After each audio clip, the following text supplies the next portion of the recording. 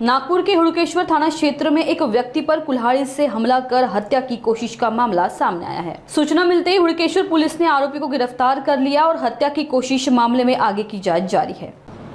Police Thane Hudkeshwar येथे एक माहिती प्राप्त झालेली होती की पोळ्याच्या दिवशी सायंकाळी 7 वाजताच्या दरम्यानमध्ये मेडिकल हॉस्पिटल येथून एक एमएलसी प्राप्त झालेली होती।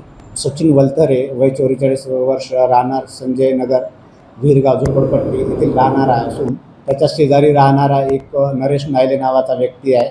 त्याच्यासोबत एक किरकोळ वाद झालेला होता। त्यांनी म्हटलं का तू इथे कशाला बसलेला आहे, घरी निघून जा।